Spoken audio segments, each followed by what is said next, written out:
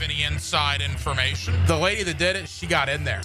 She made it happen. And he doesn't shy away from opinion. And I do enjoy drinking cold beer at ballparks. So if that makes me a baseball fan, then I'm a diehard baseball fan. It's Hacker After Dark on 1010XL.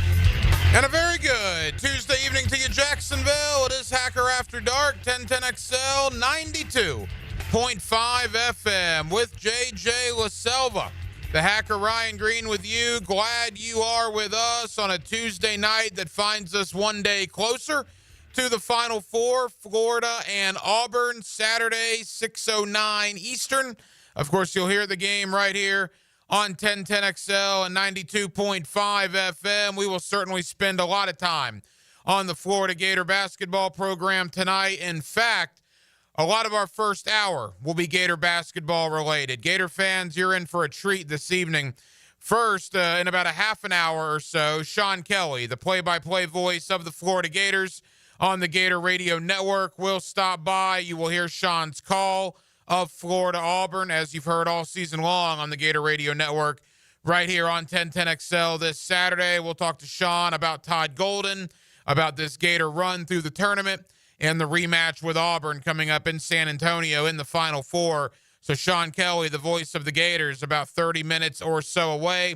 Coming up in about 15 minutes or so, we'll go down memory lane, back to the 2014 team and really the 2011, 12, and 13 teams with Will Yeget. Will Yeget was a really good basketball player at the University of Florida, was on the Final Four team in 2014, was on a couple of Elite Eight teams before that, a four-year player at the University of Florida. Will Yeget is still playing pro ball in Europe. He's in, I believe, his 11th year of professional basketball in Europe. He's playing in France right now. I actually talked with him after he finished practice earlier today. Remember, we're like 5 or 6 hours behind them. So Will Yeget of the 2014 Gator Final Four team will join me, and we'll talk about this year's Gator basketball team. Are there any similarities he sees between this team and maybe that 2014 Final Four team? And we'll get his thoughts on his alma mater. He is one proud Florida Gator. I can tell you about that. So Gator fans, I think you'll enjoy that conversation with former Gator basketball star Will Yeget. That does come up in about 15 minutes or so. So we're absolutely loaded. We're glad you're with us on a Tuesday night here in Northeast Florida. Every night on Hacker After Dark, we do kick it off with a big deal of the night. And JJ LaSelva, let's do that right now. Time now for the big deal of the night. What's the big deal? What is the big deal? No, because it is a big deal. On Hacker After Dark. So it is a big deal, and what is a big deal is the NFL owners' meetings wrapping up earlier today down in South Florida. And sometimes the owners' meetings kind of leave a lot to be desired. You don't get really that much out of them. No, you got a lot out of them this year. A lot of rule changes that were enacted, a lot of rule changes that were tabled for later discussion. Among those, the tush push, the Philly, not the Philly special, but the brotherly shove, I guess is what they call it. You know, the Jalen Hurts play that basically nobody except the Jacksonville Jaguars, ironically enough, can stop. Remember, the Jaguars stopped it twice last year up in Philadelphia. Nobody else seemingly can. There are reports out that as many as 16 teams have voiced concern about it and might want to do away with it. But you need 24 teams to get rid of it. It needs to be a 24-8 vote or more to get rid of the tush push. So it was tabled earlier today. Now, I remember last year a couple of teams tried to get rid of this thing, and they only had support from about 3 or 4 teams. This year, reportedly, it's close to half the teams in the league. What does that tell you? The tush push is going to go away sooner rather than later. Many people will call it a dangerous play. I don't necessarily know about that. I don't know if the statistics would back that up. I think it's a boring play. I think that, you know, it's an unstoppable play in certain aspects when Philadelphia or a Buffalo does it. And I think the NFL wants to have more excitement in their game. So even though it was tabled today, I think the days of the tush push are certainly numbered.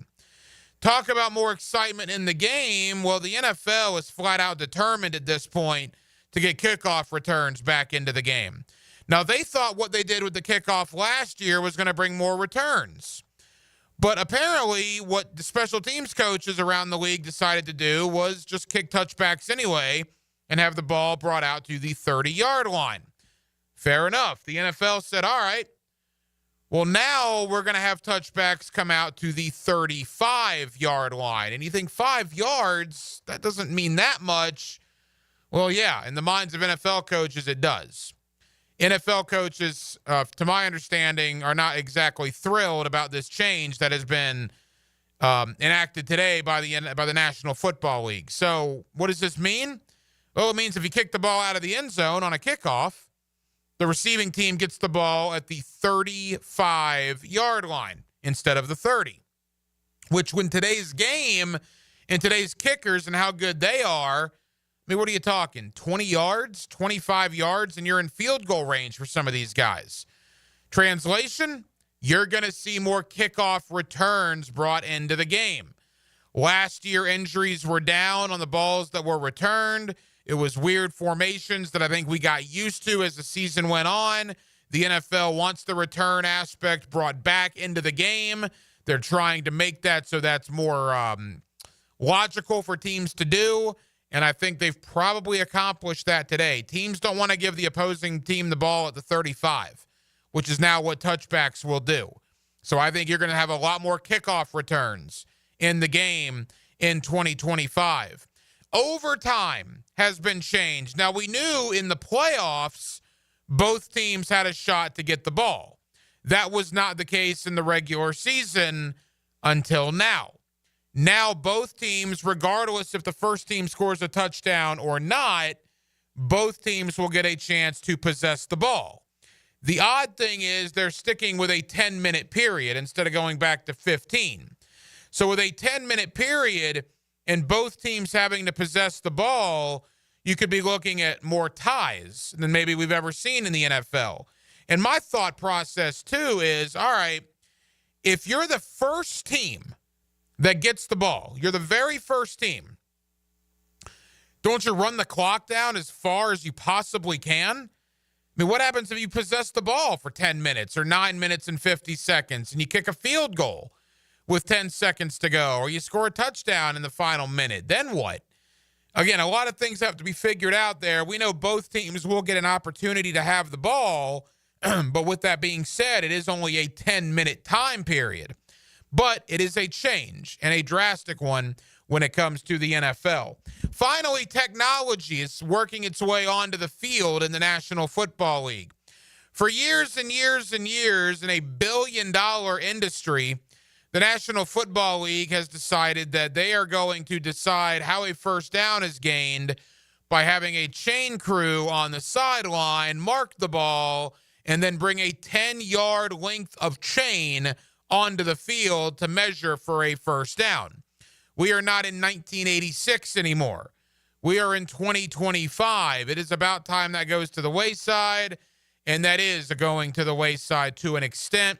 They are going to bring in technology, kind of the Hawkeye system that tennis has, to determine first downs and things of that sort as technology enters the game of football when it comes to marking the ball on the field for first downs and whatnot, which I kind of like that. I do.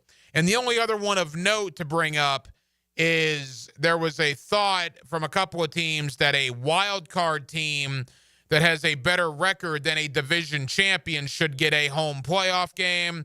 That is not going to happen, at least in 2025. That will remain division champions will get the home playoff games in round number one. I've always liked that. I've never had any problem with that. To me, if you win your division, like the AFC South is a prime example, because the AFC South is a bad division. But even with it being a bad division, if you win the division, you should be rewarded with a home playoff game. It's never made any sense to me why you even have a division race if you did not earn a home playoff game. I don't care if a team is 13-4.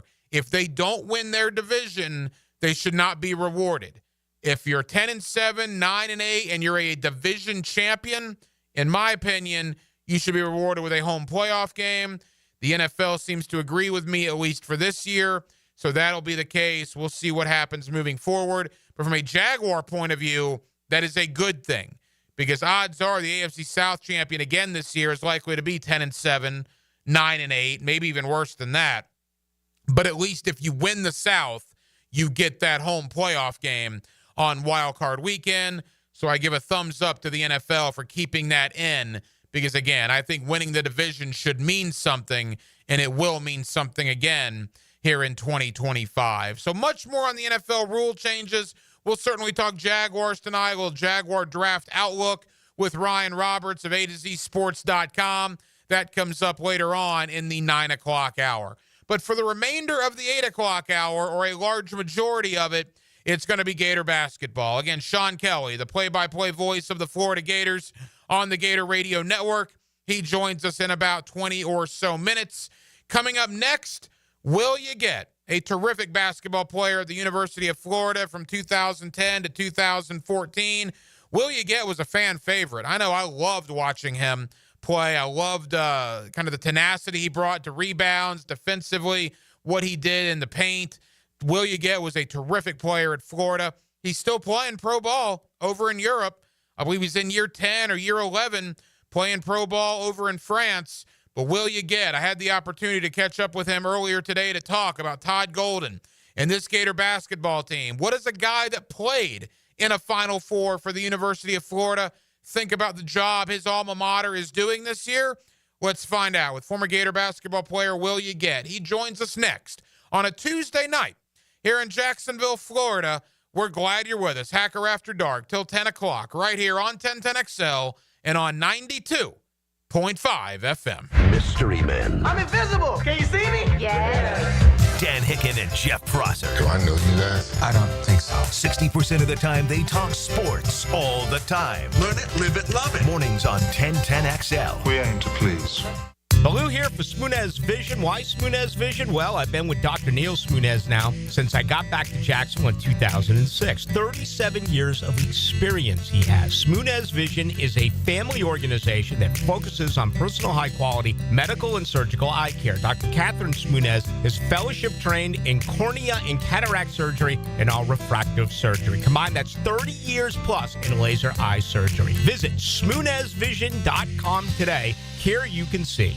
Open early and open late. Dailies is always there, making things easy for you to cruise in and cruise out. So hit Dailies Cold Case the next time you're craving a cold one. Bud Light by the case. Plus plenty of singles to choose from. Corona to the King of Beers to Stella or a Natty. They're all cold at Dailies. If you are an experienced electrician looking for your next big opportunity, look no further than the Miller Electric Company, a trusted name in the industry for over 96 years. At Miller Electric, we tackle the biggest projects in the city, offering you the chance to showcase your skills on a grand scale. We believe in rewarding hard work with the best pay, top-notch benefits, and an unbeatable culture where people actually care about each other. Take your career to new heights with Miller Electric Company. Apply today at millercareers.com. Miller Electric, an equal opportunity employer. Cooking with Prisco. These things are wonderful. You're going to love it. Have a rollie.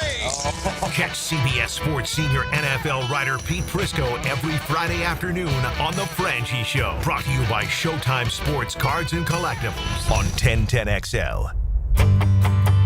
Hey, Jacksonville, I'm sure by now you've seen our bright green GFL trucks and containers throughout the greater Jacksonville area. We are an industry leader in solid waste and would love the opportunity to earn your business. We are committed to customer service, reliability, and have unwavering focus on safety. Whether commercial or construction, let us haul your waste away. Call 904-760-5880 to get a quote today. GFL, green for life. These days, it feels like everyone is talking about how the American dream of homeownership has become out of reach for so many of us.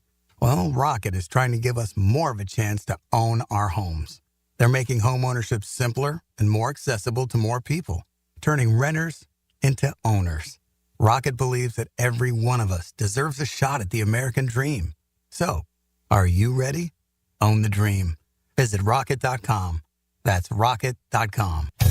Hey, Hicken here, or just call me Dreamfinders Danny. For a limited time to ring in the new year, Dreamfinders Homes is offering an amazing 4.99% fixed interest rate.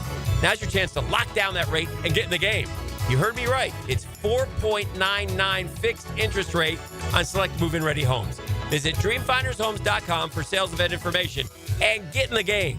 Interest rate available on select move-in ready homes. Restrictions and limitations apply. Go to dreamfindershomes.com for more details. At Cannons of Jacksonville, they know that when you're towing anything, you gotta have products you can rely on. With over 50 years of fabrication expertise, the family at Cannons can repair or install precisely what you need to tow with confidence. Whether it's a heavy-duty hitch, trailer frame, gooseneck, tow bar, or any other towing accessory, Cannons will provide you with unmatched precision and durability. For all your towing needs, visit cannonsofjacks.com, where quality and customer satisfaction collide. Frank Frangie here for Stanley Pools. If you're dreaming of putting in a pool this year, choosing the right company is the most important decision you'll make. I've trusted Stanley Pools to build my pool, renovate my pool, and maintain my pool. Stanley Pools has been the best in the business since 1988, and they're still family-owned. Call them today at 904-269-7277 or find them online at stanleypoolsfl.com. That's Stanley Pools, a family tradition of fine swimming pools. Your tax refund is here. Why not invest in your home? Superior Fence and Rail helps you build value with beautiful, durable fences that boost your home security, privacy, and curb appeal. With expert installation and financing options, turning your yard into an outdoor oasis is easier than ever. Reinvest in your home today with Superior Fence and Rail. When you're on the fence, about the fence, SuperiorFenceandRail.com. Hey everybody, Jennifer Marion with Randy Marion Cadillac in Jacksonville here to say hello, and we'd sure like to have your business. You know what? They're going to love the king of price. My dad believes in making great deals and having a great selection in stock. Cadillac XT4s, XT5s, and XT6s, and Escalades. The all-electric Cadillac Lyriq. CT4s and CT5s. Cadillac luxury and selection is just waiting for you. At Randy Marion Cadillac, Southside Boulevard, Jacksonville. And don't forget, tell them Jennifer sent ya. Enhance your home with Renewal by Anderson's superior craftsmanship and timeless design. Right now, get $300 off all windows or $825 off patio doors. Plus, 0 down, no payments, and no interest for 18 months, but this offer expires April 30th. Renewal by Anderson, proud partner of the Jacksonville Jaguars. Visit bestwindowsflorida.com to schedule your free consultation. License number CGC 1527613. AA Automotive helps keep your vehicle in dependable and safe condition. Call Sam, Harry, or Joe, and they'll check your brakes, tires, fluids, electric, and motor, so your ride runs smooth on the road. That's AA Automotive on Richard Street. 1010XL is presented by Farah & Farah, exclusive injury law firm of the Jacksonville Jaguars. Protecting you and your family. Call 396-5555. Jacksonville, Hacker After Dark on 1010XL. Good, Cole. How are you? It's beginning of spring over here. So finally starting to get a little bit of sunshine, a little bit of warm weather, finally keeping the jackets in the closet. Starting to enjoy this new season here and this new time. All right. Well, we have a lot here locally.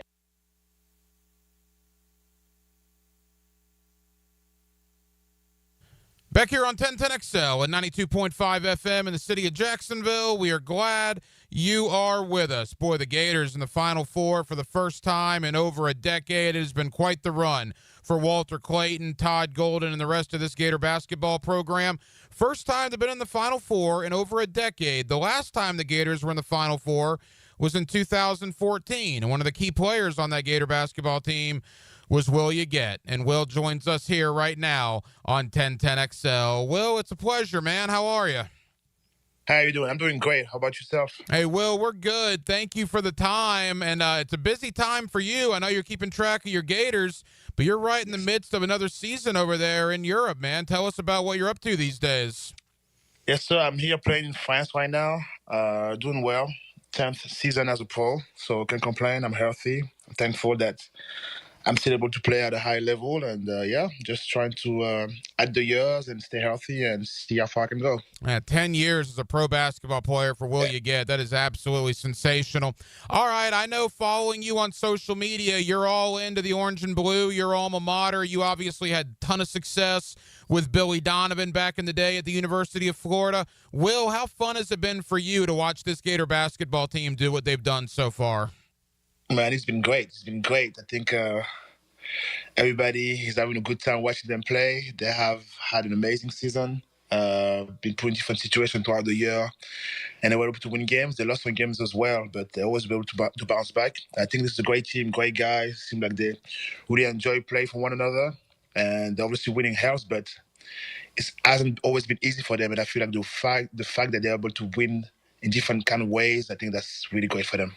Will, you obviously had so much success at Florida. Those teams you were on, deep tournament runs, including that Final Four in 2014. And you know better than a lot of people that maybe you got to get lucky a couple of times. Yes. And look, Florida on Saturday night, down 9 with 2:50 to go. Will, I thought it was over. I think a lot of Gator fans thought it was over. How do you summarize that comeback that Florida was able to make against Texas Tech? I think they stayed poised and they believed in themselves. And the game is not over until it's over. Obviously, we have great talents in the team. I think that down the stretch, the best player, arguably the best player in the nation, was able to make plays, great plays, and I think he's been doing that the whole year. And the fact they were able to get some stops defensively in the last 2.5 minutes really just changed the game. And I think that Texas Tech was looking to be shaky down the stretch, and obviously the missed free throws helped us a lot. And you gotta have the ability also to make shots. I think that we showed some great leadership and poise, and they just stayed focused and just let the game come to them. I think that game is really, really one of the best games I've seen in a long time. Will You Get was a terrific basketball player at the University of Florida. He's with us here on 1010XL in Jacksonville, Florida, and Auburn. You can hear the game right here Saturday night, the Final Four in San Antonio. Will, you mentioned Walter Clayton, man. You're a 10-year professional overseas in Europe. You played at the highest level in the NCAA tournament. You played in a Final Four. You're a perfect person to ask. How do you explain some of these shots that Walter Clayton is hitting in crunch time? His confidence. His confidence is great. He believes in himself. I think also he has been playing that way the whole season. And he knows the leader of the team. He knows that the team trusts him, trusts his shot. And that I feel like every time the ball goes up, everybody believes that it's going to go in. And he doesn't doubt. I think that he takes what the defense is giving him. And it feels like every shot he takes is going to go in. So I think that he's just playing the best basketball of his career right now. And he just shows so much poise and so much confidence. I think that's what really makes a difference, especially down the stretch.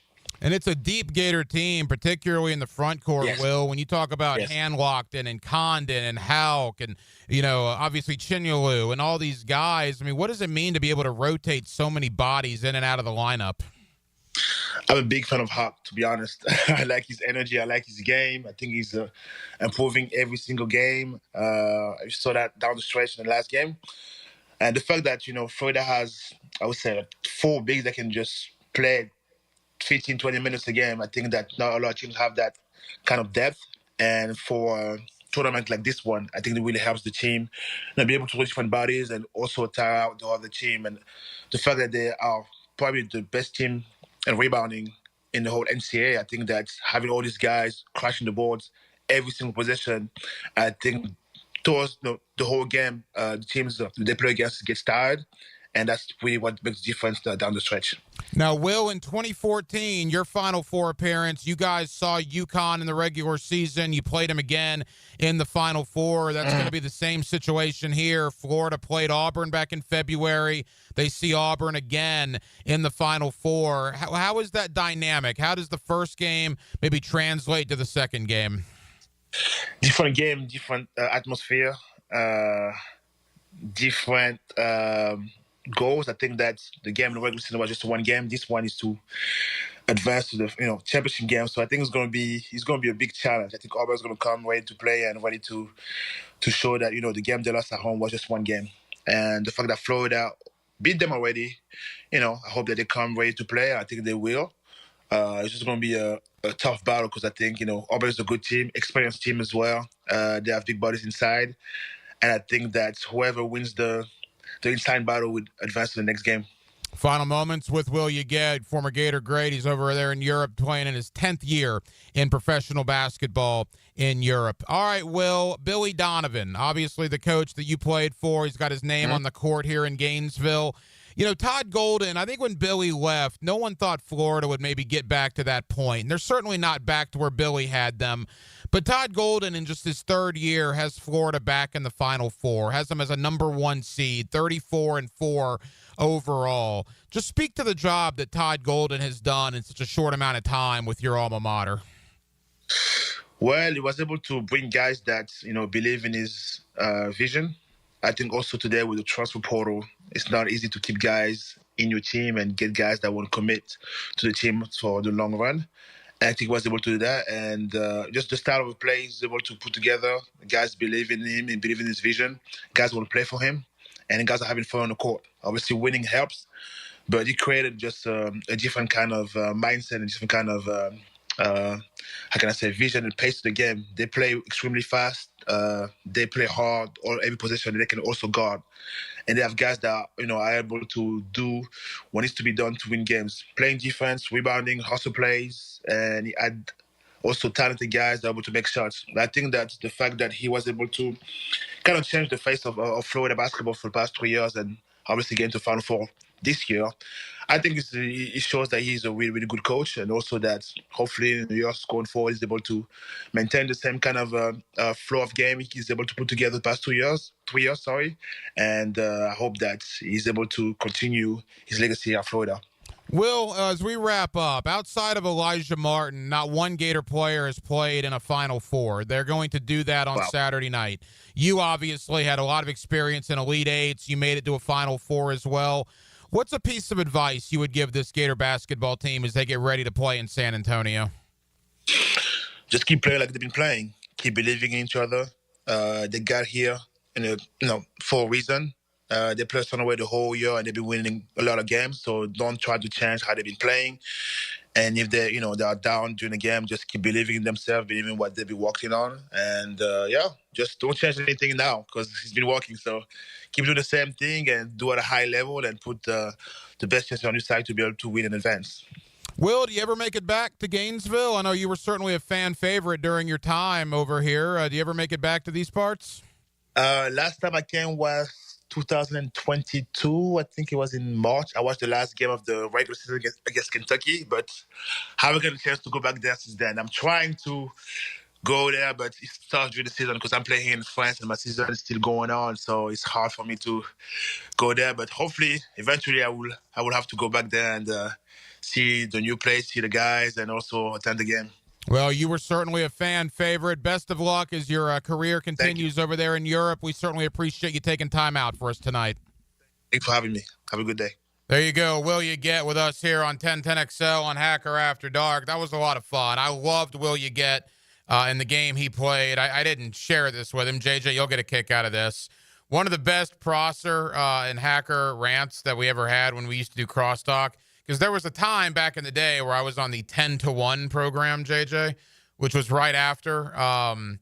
What was it called then? I don't think it was called The Drill. It's The Drill now with Jeff Prosser and Dan Hicken. And Prosser tried to tell me that the Gators had this one guy, I even forget his name, Casey Walker or somebody. I don't even remember his name. It's not even worth bringing up. But he was this all-world freshman. He was trying to tell me how much better he was than Will Yeget. And I'm like, no, he's not. And neither guy went on to do very much in Irving the NBA. Walker. No, or was it Chris Walker? It might have been Chris Walker. Yeah, it was a forward. 5-star all-world guy. Did less than nothing in Gainesville. Will Yeget was kind of the backbone of that team. Who Will Yeget was?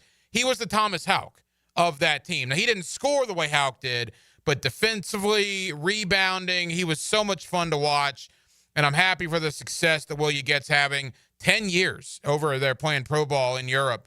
Absolutely awesome. So appreciate Will You Get taking time out for us tonight here on Hacker After Dark.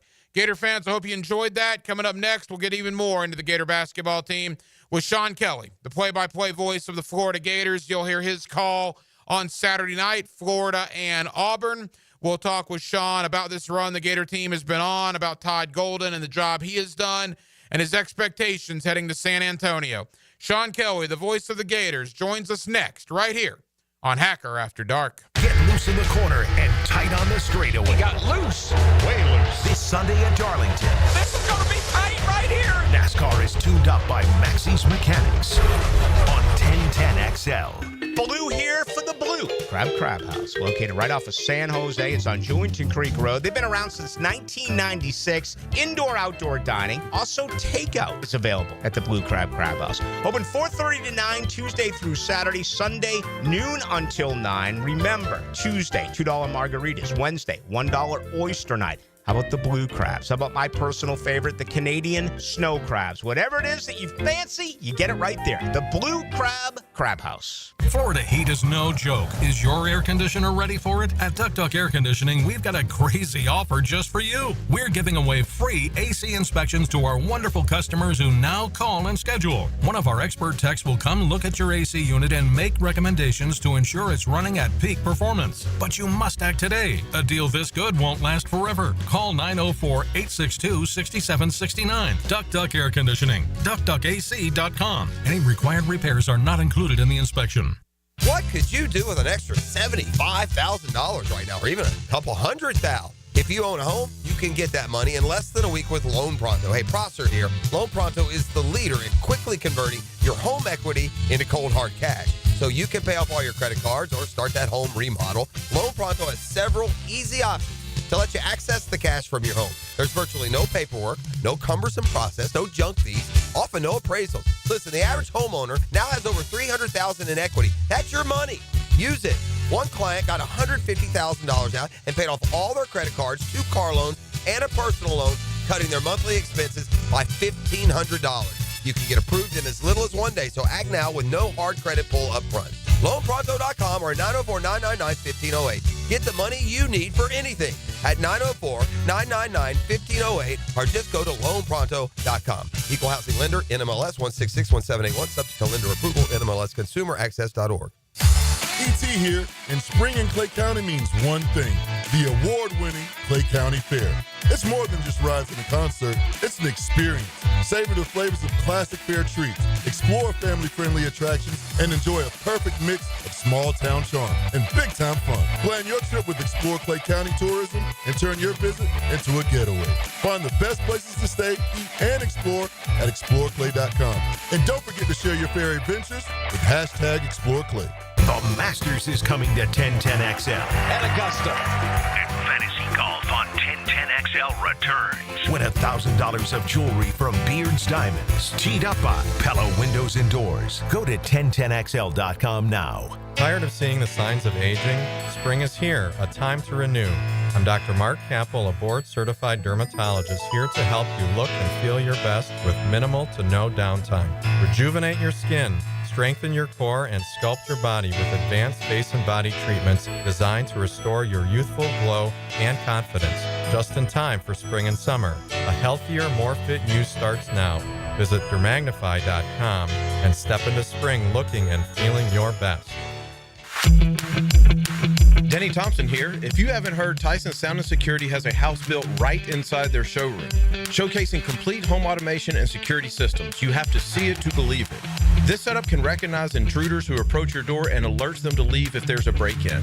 Keep your family safe with the most state-of-the-art technology. Tyson Sound & Security, your security, home theater, and home automation experts. New showroom at 3555 U.S. Highway 17 in Fleming Island. Tired of wrestling with your shower curtain like it's a fight for the last slice of pizza? Ditch the drama and say hello to a smooth, stylish glass shower enclosure from Baker Glass. Wago Glass is clean, elegant, and makes your bathroom look huge and brighter. Give your shower a makeover and feel like you're in a spa without the price tag. I'm Mac at Baker Glass. Call me and get ready to love your new shower. Let's make your shower great again. Remember, Baker Glass, no one treats you better. If you suffer from constant burning, tingling, or numbness in your hands or feet, it could be a serious condition called neuropathy. I'm Dr. Nathan Riddle, DC with Riddle Wellness in Ponte Vedra. Neuropathy is treatable, and we have seen great results by using state-of-the-art, non-invasive therapies to target damaged nerves, reduce symptoms, and improve nerve function. Call 904-395-5598 to schedule your free consultation today and learn how you can live pain-free. Call 904-395-5598. 1010XL is presented by Farah and Farah, exclusive injury law firm of the Jacksonville Jaguars. Protecting you and your family. Call 396-5555. Jacksonville. This is Hacker After Dark on 1010XL. Back here on 1010XL and 92.5 FM in the city of Jacksonville, we are glad you are with us. Florida and Auburn, Saturday evening, San Antonio, Texas, the Final Four. Of course, you'll hear the game right here on 1010XL, and the man that will be on the play-by-play call for the Florida Gators is Sean Kelly, and Sean's always kind enough to join us here on 1010XL Radio. Sean, how we doing? I'm good. Thanks for having me. Oh, man, really appreciate it. Know you're very busy early in the week as you get ready to travel to San Antonio. Sean, I'll be honest, man. I did not think the Gators would be traveling to San Antonio with 3 minutes to go on Saturday night. Texas Tech was up 9, and then one of the greatest comebacks in Florida program history happened. You were right there for it all. What did you think when it was going down? Well, I don't think you were alone in thinking that it didn't look good with that amount of time left and down by the number that they were. But, you know, this is an interesting team in that they have proven throughout the season that they can win in different ways, and that includes comebacks. That was their fourth comeback win of the season when down by double-digit points. They had to make an adjustment and hope the adjustment would maybe crack the door against Texas Tech, and it did. And then guys had to hit shots, and boy, did they. Thomas Houck, Walter Clayton, and then, of course, they made free throws in that mix, too, to put together what turned out to be, I think it was an 18-4 run before it was all said and done to win and advance to the Final Four. So it almost felt like in that moment it was meant to be. I don't know if Red Raider fans want to hear that or anybody else who doesn't believe in fate or anything like that, but that's just the feeling that I had as the thing came to a conclusion. And sure enough, people were asking me, well, what did you say on the radio during all that? And I, honest to God, in the moment, I didn't remember. I couldn't remember what I had said. I had to go back and listen to some of it. So it was remarkable. It was stunning. It's just another, when teams have great runs like this one's had in a season where there are wild moments, it was just another one of those kind of moments that you'll go back. And when this team reunites or fans sit around, have a beer, and talk about it, they'll remember that as being one of the big moments of the year. And the shots were one thing, obviously, but Todd Golden and the fouls that he used on Texas Tech in the 1-and-1, maybe it was analytics driven, whatever it was a perfect coaching decision by Todd Golden to get the Gators extra possessions there. It was, but they also had to get some stops. You know, Dorian Williams, who had had his way with Florida, misses a big three. He got kind of an open look. You know, obviously the foul situation where the Red Raiders missed the two front ends of the 1s-and-1, that all played into it too, but they had to make an adjustment on how to defend Williams in the low post, get the ball out of his hands or make him try and shoot it from somewhere else. All those things factored in. You're right. It was another, I guess, you know, example of how good Todd Golden is with regard to in-game adjustments. Sean Kelly, the radio play-by-play voice of the Florida Gators, with us here on 1010XL in Jacksonville. Sean, you sit next to Lee Humphrey on these broadcasts. Lee is probably the best Gator shooter of all time. I'm not breaking any news there. I mean, does he even marvel at what Walter Clayton has done over this tournament run? Yeah, he really has. And, you know, Lee is very humble about things, but he still holds the record for most three-pointers in an NCAA tournament. And I think he also marvels at the fact that Walter can score in different ways. And certainly the 2 threes he had in the comeback late were huge, and the numbers he's putting up overall are great. But for him to be a smart enough player in that last game to where, okay, they're taking that away from me, and I'm going to start attacking the rim and getting buckets at the rim or going to the free throw line where he ended up having double-digit free throws made. I think that also impresses Lee Humphrey as far as having the IQ as a player that Walter Clayton does. I mean, look, he's putting together one of the best seasons in Gators history, and I can name you 2 handsful worth of guys that, you might raise an eyebrow to say that Walter's having a better season than they did, but the numbers bear it out. I mean, he's very close now. He's 8 points away from tying the most points ever in a single season by a Gator. And his point per game average in the tournament and what he's done during this 10-game winning streak as well, all are remarkable and worthy of the conversation of one of the greatest performances in a single season by a Gator ever. Walter Clayton does not get to be the hero if not for Thomas Houck. You brought him up earlier. What a performance. A guy that had one SEC offer from the state of Pennsylvania. I don't know what Penn State was thinking. The guy lived like 10 minutes from that campus. What a just absolute find that was for Todd Golden. Massive find, but it also speaks to how the whole roster has been put together. It's guys like Houck. It's guys like Condon who come from Australia and only had one other Division I offer. It's a Walter Clayton who was coming from a mid-major at best in Iona into the transfer portal and plunked out of there. It's Will Richard coming from Belmont as basically the first signee by Todd Golden.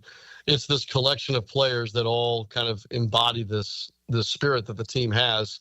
Houck has 20 and 10 in that last game. He's only the 5th Gator ever to get a 20-10 game in an NCAA appearance, which is nearing 100 total games in the tournament for the Gators as a program in their history. So he's had a remarkable March.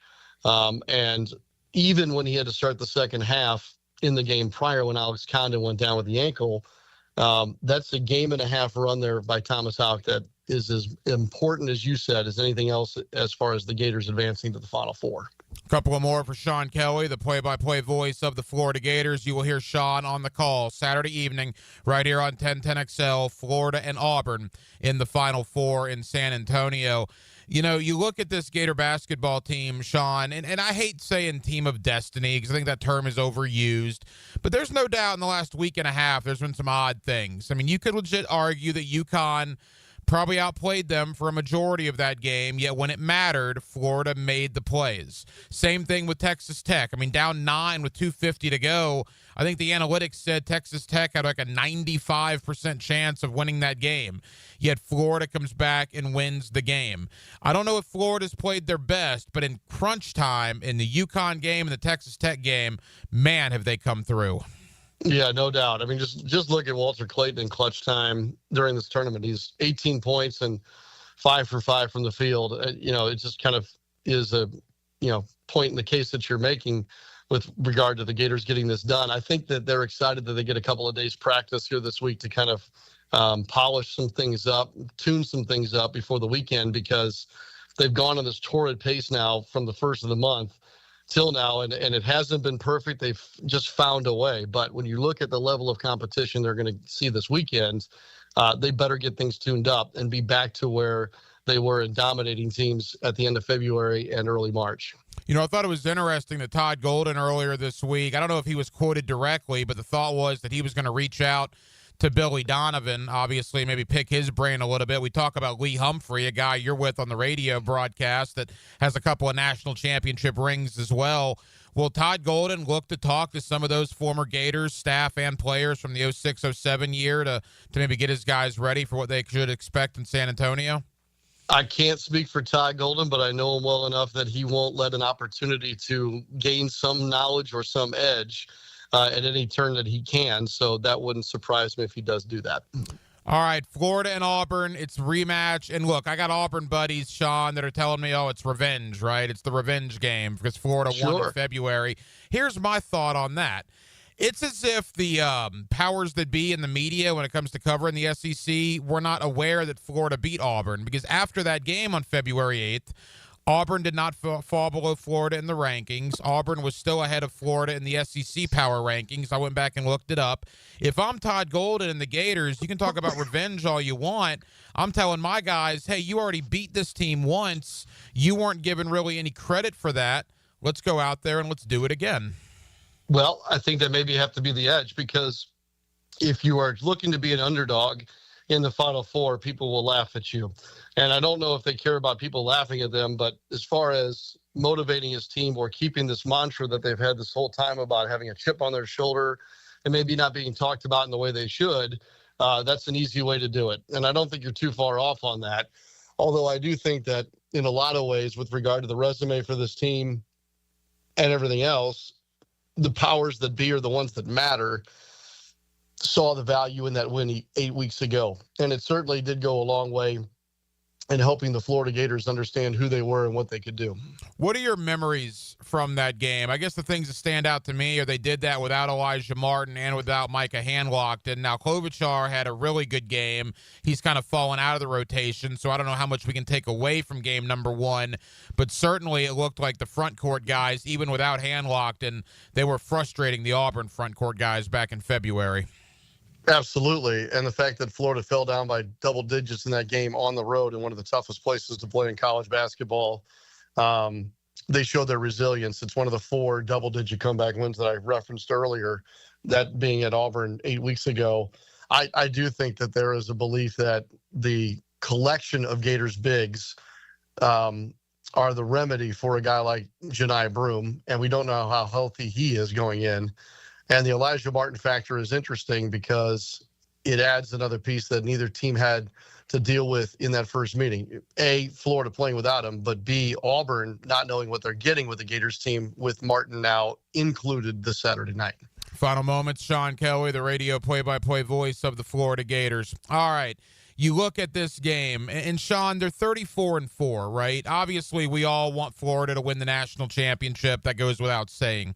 But 34-4 at this point, what a success it has already been.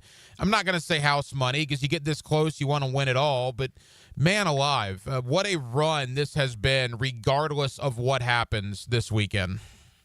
No doubt. And I had some of those kind of feelings as the game was in doubt against Texas Tech, but I did want them to achieve, one of the hallmarks of one of the great teams in Gators history. 34 wins puts them third all-time total wins.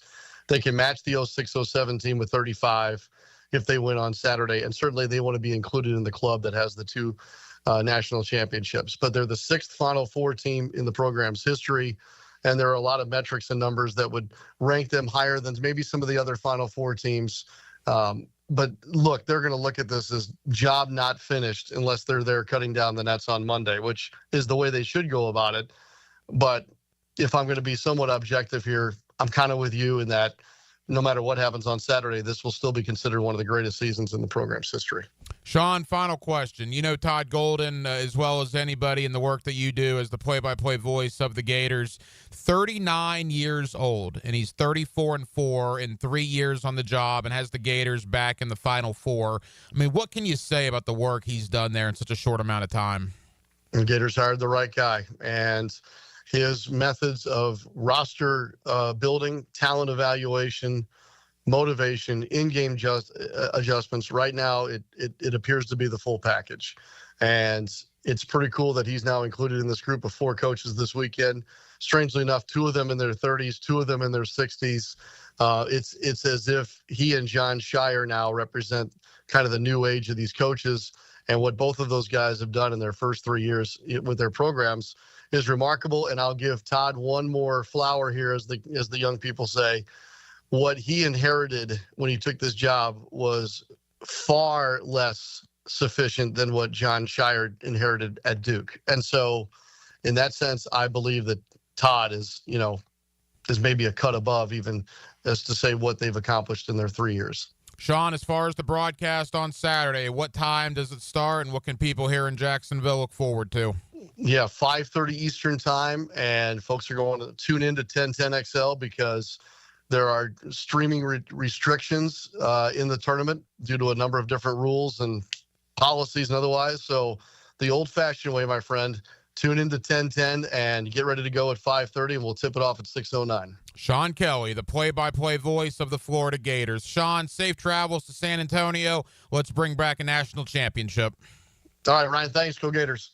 There you go, Sean Kelly with us here on Hacker After Dark. 5:30 is the broadcast time for the Gator Radio Network on Saturday. Like you said, there are streaming restrictions, so you'll get it right here on 1010 a.m., 92.5 FM on Saturday for Florida and Auburn. And what a Final Four it should be. I mean, obviously, we're going to spend all week on Florida-Auburn. That Duke-Houston game is insane. You got the best offensive team in the country against the best defensive team in the country. Duke doesn't start somebody that's not 6'6" or taller. I mean, they are huge. Houston just absolutely wiped the floor with Tennessee. So you got the 4 best teams in the land. They're going to play 3 games, and one team is going to come out of the national champion. It's going to be a heck of a lot of fun out in San Antonio. More on the Gator basketball team coming up later on in the 9 o'clock hour. David Waters of the Gators Breakdown Podcast joins us towards the bottom of the 9 o'clock hour. Coming up next, back into the NFL, back into the Jacksonville Jaguars. Do you realize, it's kind of a rhetorical question because I assume that you do, that we are 23 little days away from the NFL draft. We've been so caught up in the coaching search and the GM search and free agency and releases and trades and everything that's gone on. We're 23 days away from the draft. And, oh, by the way, the Jaguars report for offseason workouts on Monday. Yeah, because they have a new head coach. They get a 2-week head start on everybody else. So I believe early next week is when the guys start coming back in as the offseason program does begin. Ryan Roberts, A2ZSports.com, has been one of my draft guys for years. Let's talk about not only the draft, the number 5 overall pick. We'll talk Travis Hunter. We'll talk Abdul Carter. We'll talk Mason Graham as well. I also want to spend some time on the Jaguar free agent haul and what the free agent haul might mean, might tell us to what the Jaguars do, not only with the number 5 pick, but with those 10 picks overall in the NFL draft. Ryan Roberts, A2ZSports.com, joins us next. Halftime on Hacker After Dark. 1 hour down, 1 hour to go. We'll take you up till 10 o'clock tonight, Jacksonville. As always, we're glad you're with us right here on 1010XL and on 92.5 FM. Come aboard the Frangie Express. We'll crank this sucker up and you guys can be home before supper. We're going home. We can't make traffic disappear. Pedal to the metal right now. But we'll sit through it together. Pedal to the metal. All right, let's go. Afternoons on 1010XL. Get in the zone, AutoZone. Welcome to AutoZone. What are you working on today? I need new rotors. When you buy 2 Duralast rotors during our spring sale, you get Duralast brake pads free. Free? With the rotors. Well, that's great. What if I need extra stopping power? You can upgrade to Duralast Gold pads for just $10. So Duralast pads are free? Yep. And an upgrade is just $10? That's right. Part of the spring sale at AutoZone. Get in the zone, AutoZone. Restrictions apply. Your Jacksonville Sharks are back and ready to take the field for the 15th anniversary season. The Drive for 5 starts Sunday, April 6th as your Sharks take on the Las Vegas Nighthawks. Ask about special ticket pricing for all you sports teams at jacksharks.com or call 904-621-0700. 904-621-0700. Go Sharks! Prosser here. Sharks football is back. Come celebrate the 15th anniversary season this Sunday, April 6th, as the Sharks take on the Las Vegas Nighthawks in their home opener at the VyStar Veterans Memorial Arena. Already 1-0, the Sharks look to crush Vegas on Pirates and Princesses Night. Have some family fun and break out your best pirate hat or tiara. We're not but humble pirates. For tickets and special pricing for youth sports teams, go to jacksharks.com or call 904-621-0700. That's jacksharks.com or 621-0700. Bueller. Stay cooler with Bueller. Hey man, what's that noise? Do you hear it too? You can hear it, right? Yeah, it's your air conditioner. It's like a grinding or a rattling. And it's getting on your nerves, right? Like it's eating at your brain and you can't think straight? But it just keeps grinding and squeaking and taunting and nagging. You're not good enough. You're a failure. Why can't you be more like your sister, the lawyer? Yeah, I don't hear that last part so much. Yeah, but it's not cool, right, Jason? It could definitely be cooler. At Bueller Air and Plumbing, we can totally repair whatever that noise is and get your AC working smoothly and silently. We fix these things all the time. So I won't be a failure? Life should be enjoyed. If some irritating, broken air conditioner is making you crazy, you could miss it. Stay cooler with Bueller. Visit BuellerAir.com. the flagship station of the Jaguars. WJXL AM Jacksonville Beach. WJXL FM Jacksonville Beach. This is your Mad Dad's Update with Chapter President Donald Ford. In our effort to curb crime, drugs, and violence during the summer months, we are offering Friday Night Lights. It has already started and will be going until school starts back. It is every Friday night from 6:30 to 9:30 at the Blacktop, 5732 Normandy Boulevard, and behind the Potter's House Christian Academy. We manage 3 basketball courts. You are not running on the cement. We have covering on each court. The Lakers, the Magic, and the Heat. Ages 15 to 40 years old. This will give them something to do other than selling drugs and getting into trouble. We have monitors there giving leadership. We have to wake up, stand up, and speak up. Hit me on Facebook and tell me what you think. Or MattDadJacksonville.com. So, you finally have some time to yourself. Even if it is just the car ride home, it's you time. And look at you. Do not disturb set before you even got in the car? Impressive. You've earned this moment to just chill and drive. This break is brought to you by Target Zero and the Florida Department of Transportation.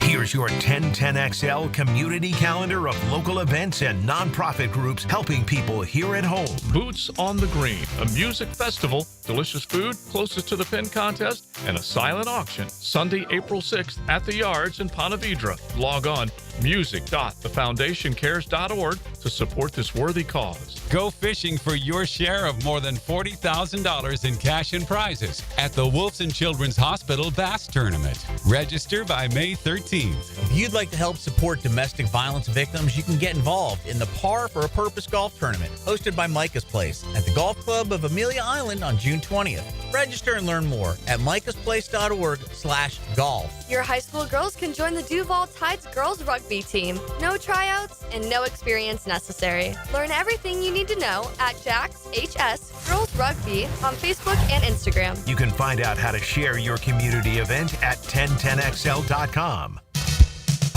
Prosser here for Lifetime Enclosures and Lifetime Flooring. With the weather starting to turn for the better, look ahead.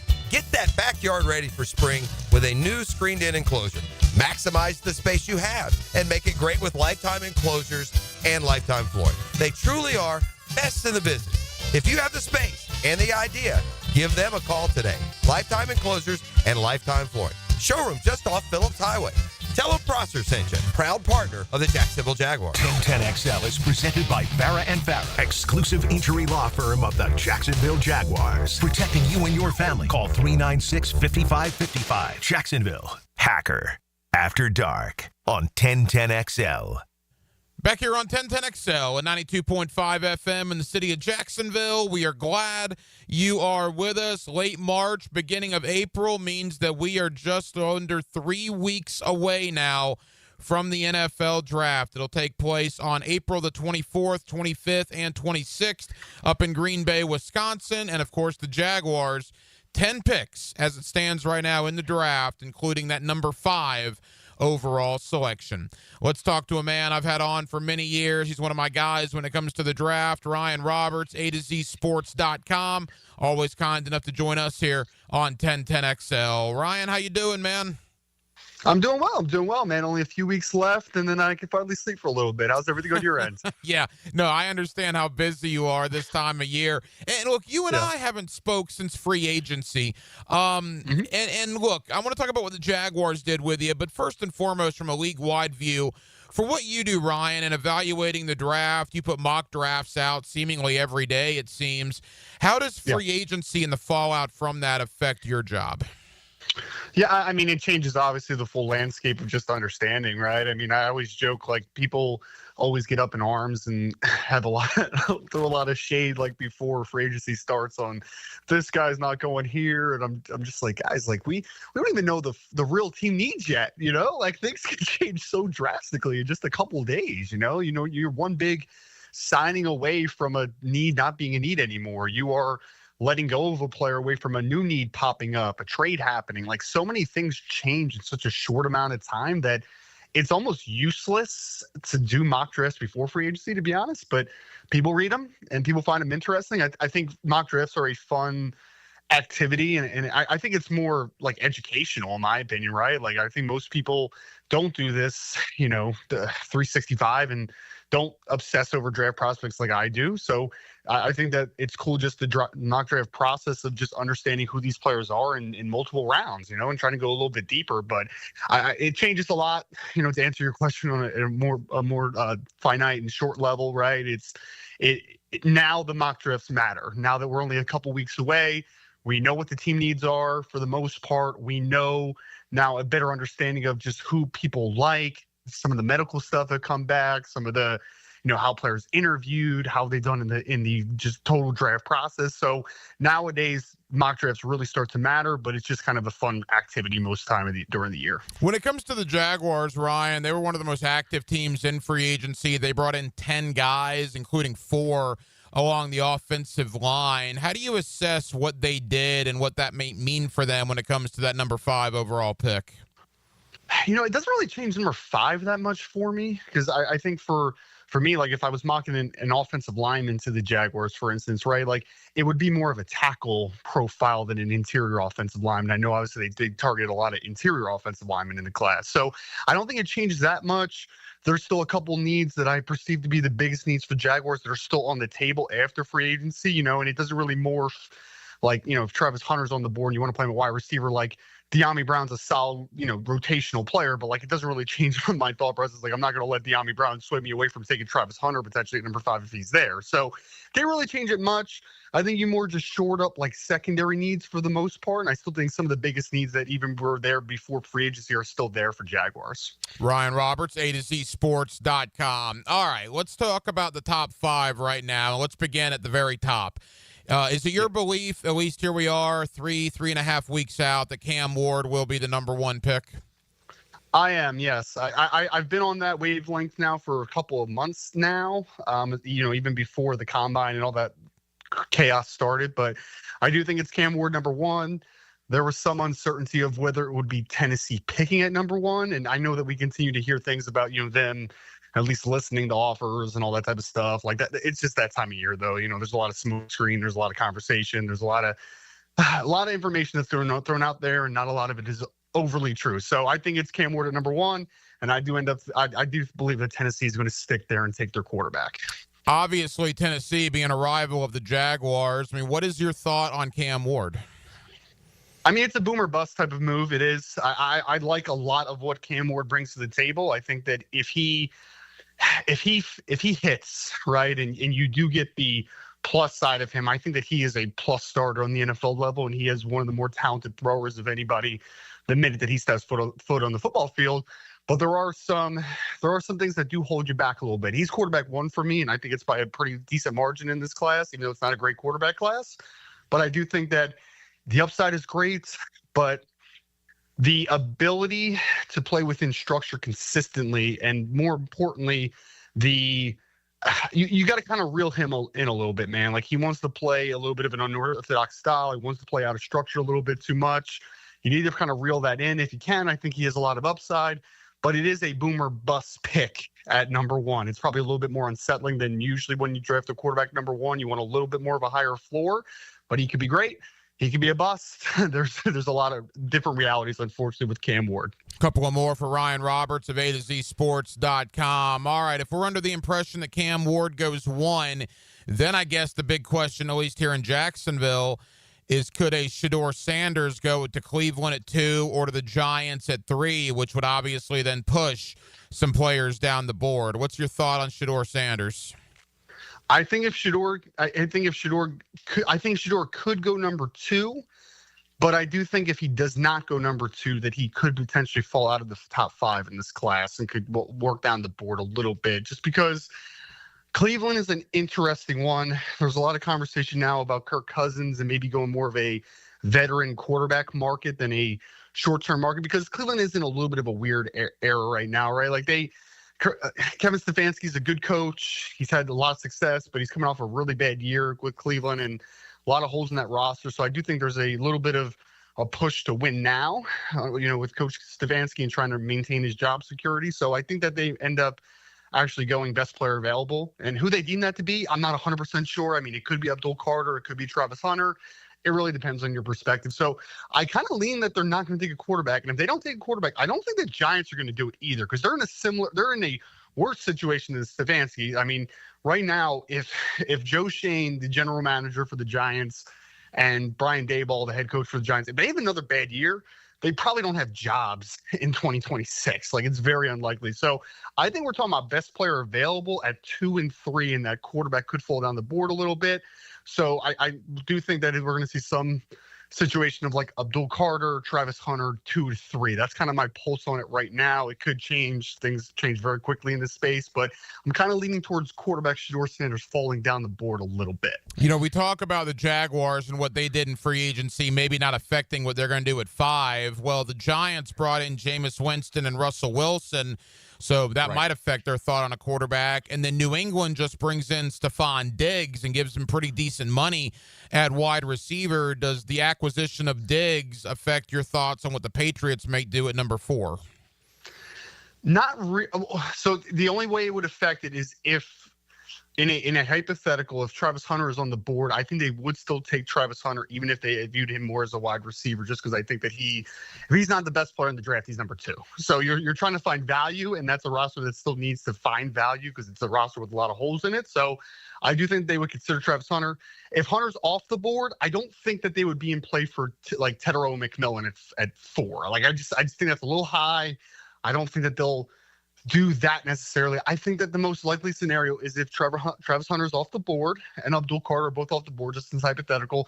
I think they go offensive tackle. Now, the question is that Armin Membaugh from Missouri? Is that Will Campbell from LSU? Like, there's some debate over, both those guys as potentially the top guy potentially. But I do think that it's offensive tackle for New England right now if both Hunter and Carter are off the board in my hypothetical world that I just created on this show. Well, that's good news for the Jaguars, because obviously if Shedeur Sanders does not go in the top 4 and you think Travis Hunter, Abdul Carter go 2 or 3, then if Mason Graham were to go 4, then who knows what the Jaguars would do there. But if Mason Graham is there at 5, because the Jaguars didn't add a single defensive lineman in free agency, is it your opinion that Mason Graham under that circumstance would be a Jaguar? I just keep doing the same mock over and over again. I think Mason Graham just makes too much sense for Jacksonville. I just do. I know the new general manager Gladstone down there has been talking about, we need multiple defensive linemen, or I forget how he phrased it, right? But like the defensive line is firmly on the table for them without question. So, and you have, who knows what the long term for Trayvon Walker is? I know his name's been floated out there a couple of times, but on paper, you have edge. Like, you have those guys. You have Josh Allen, Hines. You have Trayvon Walker. So finding an interior defensive lineman, maybe you hope that Mason Smith takes a nice step forward, but like, you're not going to pass on a player like a Mason Graham, in my opinion, just because you like Mason Smith or you have hopes for his development there. But so I think that he makes the most sense. And I just talk about this so much. Not only is he a big need, not only is he an impact run defender with penetration upside, I also think that he has something that Jacksonville has been lacking, and that's a little bit of attitude, to be honest. Like, there's been talent on this roster the last couple of years. You're just kind of like, what's the missing ingredient? And I think you just don't really have a guy that's like, yeah, that's our attitude right there, right? Like, that's the tone setter. That's a guy that is going to, do the dirty work and do it well. Like, you just miss some of those grinders, man. And I think that's who Mason Graham is. Like, he's got a little bit of that dog in him. I think he's physical. I think he's a really good player just overall, but I think he brings a tenacity to the table that Jacksonville lacks. So if Mason Graham is there and one of the top 2 guys isn't, I would be so excited to get that type of player, because I can imagine a world where Josh Allen having that guy next to him and letting some of these linebackers run that are very good athletes. I think that he makes you instantly better. So I would be very okay with Mason Graham being the pick at 5. Do you have a player comp for Mason Graham? Yeah, someone asked me that yesterday. Christian Wilkins is the guy that kind of pops in my head. Like, they're just so physical, right? But like, better athletes than you would think that they are, right? Because you just kind of get this thought in your mind of like high-end run defenders, maybe they're not super athletic, but like Mason Graham can move and he can create some inside penetration, and he could be a pass rusher on the next level as well. So Christian Wilkins is a guy I see. I think he's a high impact run defender that has penetration upside as well. Final moments, Ryan Roberts, A to Z Sports.com. I will tell you, and again, I don't believe Jacksonville is going to go this route, but the closer you get to the draft, the more things that you begin hearing. Any thought about Jalen Walker from Georgia at number 5? What's your thought on him? I would hate that selection, to be honest with you. It's not even Jalen Walker necessarily. I think that Jalen Walker is at his best playing on the line of scrimmage and as a pass rusher.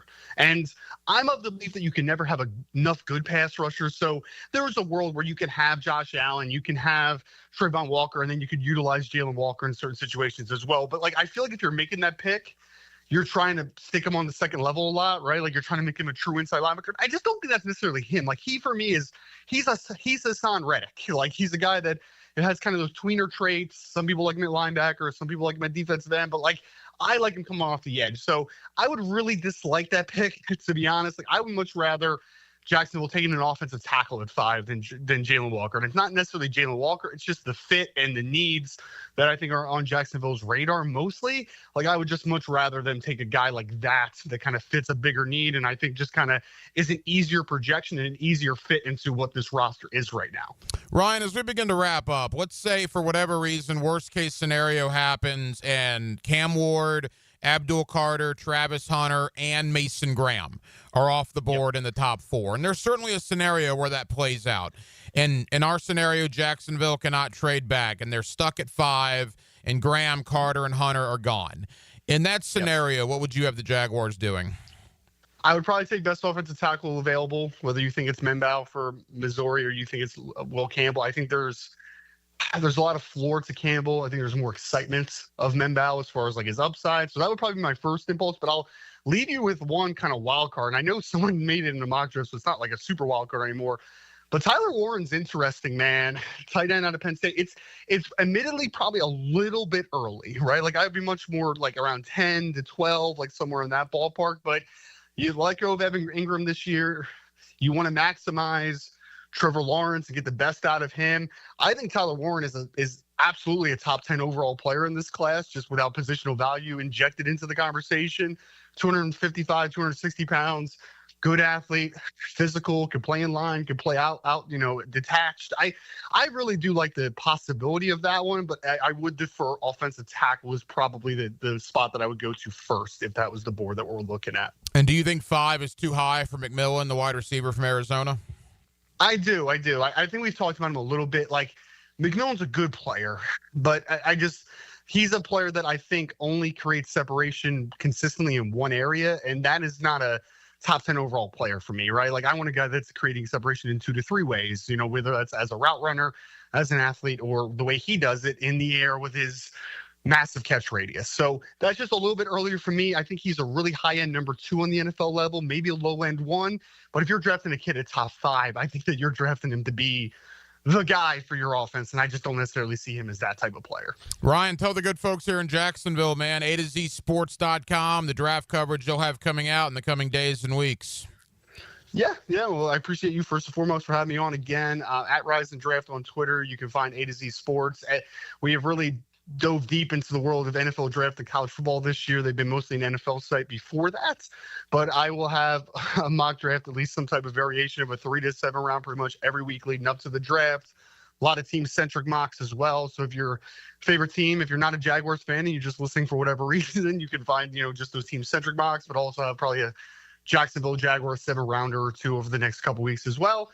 And A to Z Sports, anything you need, college, NFL, or NFL draft, you can find it all there. He's been one of my guys for years. Ryan Roberts, A to Z Sports.com. Ryan, I know you're busy. Thank you for taking time out. We'll talk again soon, pal. Absolutely, brother. Thank you for your time as well. 1010XL puts the ball in play-by-play. Kick on the way! Impeccable today. From way downtown, that ball's ripped. For play-by-play, it's 1010XL. Blue here for the blue. Crab House, located right off of San Jose. It's on Jewington Creek Road. They've been around since 1996. Indoor-outdoor dining. Also, takeout is available at the Blue Crab House. Open 4:30 to 9, Tuesday through Saturday. Sunday, noon until 9. Remember, Tuesday, $2 margaritas. Wednesday, $1 oyster night. How about the blue crabs? How about my personal favorite, the Canadian snow crabs? Whatever it is that you fancy, you get it right there. The Blue Crab House. Homeowners, listen up. It's time to start fresh in 2025. Prosser here, and Loan Pronto is here to help take control of your finances in 2025 by lowering your house payments and consolidating that nagging debt. Did you know that 9 out of 10 borrowers get a better deal by calling Loan Pronto? Right now, Loan Pronto has some of the most competitive offers for refis, debt consolidation, and purchase loans, starting in the low 5s APR. If your current rate is over 6%, don't settle for paying too much. Even if you're in process with another lender, call Loan Pronto now. Lock in at a lower rate today and close in as little as 2 weeks, often with no appraisal. You can even skip your next 2 house payments. It's fast, easy, and hassle-free. Get your personalized Loan Pronto rate quote instantly with no hard credit pull and no upfront fees. Call now, 904-999-1508, or go to loanpronto.com. That's 904-999-1508. Equal housing lender, NMLS 16617881, subject to lender approval, NMLS consumeraccess.org. I'm here with Danny Van Sickle, director of the Electrical Training Alliance. Danny, tell me about your program. Hey, Rick, we're a 4-year electrical apprenticeship. Our students start out making over $40,000 a year, and right now make over $90,000 a year, including benefits. There is no tuition or student debt. You just have to apply and get accepted. Did you say no tuition and no student debt? You heard that right, Rick. Once you're accepted to the program, your only cost for the books and the course fees, about $800 a year. That sounds like an amazing opportunity. How can I learn more? Just go to etajax.org and you can apply there. Apply by May 15th. Okay, sports fans, Hicken here. Let's talk skin. I and Beaches Dermatology are reminding you all to wear your sunscreen. Spring is here, and that means more time outside. Grabbing the clubs for your tee time? Bring the screen. Heading out on the boat? Bring the screen. Headed to the beach? Definitely bring the sunscreen. All in all, make sure sunscreen is included in your outdoor activities. If you have any concerns now, give Beaches Dermatology a call. I've been seeing them for years, and my skin thanks me for it. Call today online at beachesdermatology.com. Fish know where to hide. Captain Kevin knows how to find them. That's a big one. Listen for the Wind Power Fishing Forecast Show, brought to you by Awaken 180 Weight Loss and Royal Pest Services. Thursday nights at 6 on 1010XL AM. Has someone you care about been arrested or had their driver's license taken away? I'm Susan Cohen, and I work with David Robbins at the law firm of Epstein & Robbins. We are experienced fighters for those charged with DUI, domestic violence, and all criminal offenses. In your battle with the justice system, there's only one thing you need to know. Dial David 24/7 at Epstein & Robbins, 354-5645. 354-5645. Getting a pool? David Garrard here. I just did. But before they dug, I called Clearwater Irrigation, and they capped off all my sprinkler lines so the pool company could just dig away. Then when your pool's finished, we'll install your sprinkler system back to full coverage. And now my backyard oasis is getting watered beautifully. And maybe then, Dave, I could take another quick dip. Bigger swimming trunks, John. Much bigger. Clearwater Irrigation. And drainage, too. Collisions happen on every play in football. Collisions also happen every day on the road. If you need auto body repair, from a $30 job to a $30,000 job, trust San Jose Collision in Mandarin. At Performance Painting, we've spent decades protecting commercial properties with durable, long-lasting coatings. And we can bring the same expertise when painting the exterior of your home. With industry-leading materials and a proven process, we extend the life of your home, reducing maintenance costs and preserving its value. Now, for a limited time, save $500 when you hire us to paint your home's exterior. Just mention 1010XL. Go to performance-painting.com to schedule a friendly estimate. Performance Painting. Repair, protect, preserve. Performance Painting! Tired of supermarket produce that's traveled thousands of miles before you get it? Treat your family to farm-fresh, Florida-grown fruits and veggies delivered right to your home with Doorbell Farms.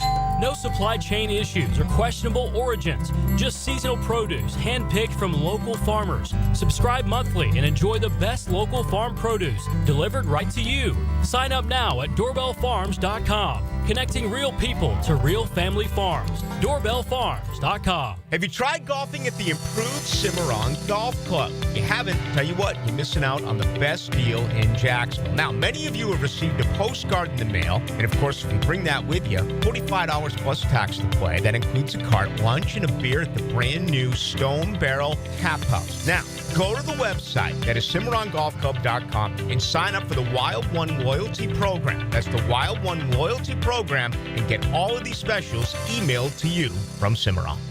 1010XL is presented by Farah & Farah, exclusive injury law firm of the Jacksonville Jaguars. Protecting you and your family. Call 396-5555. Jacksonville. Hacker After Dark on 1010XL.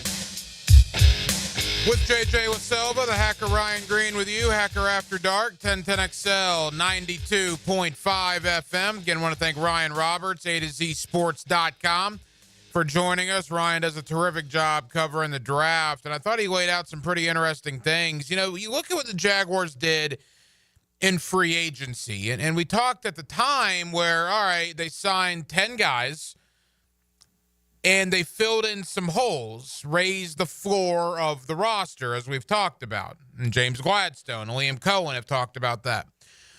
But now you kind of turn the page, and you're 3 weeks away from the draft, and you got 10 draft picks going in. And the question is, where are you going to use those draft picks? Well, let's logically think about this for a second. Are they going to draft a quarterback?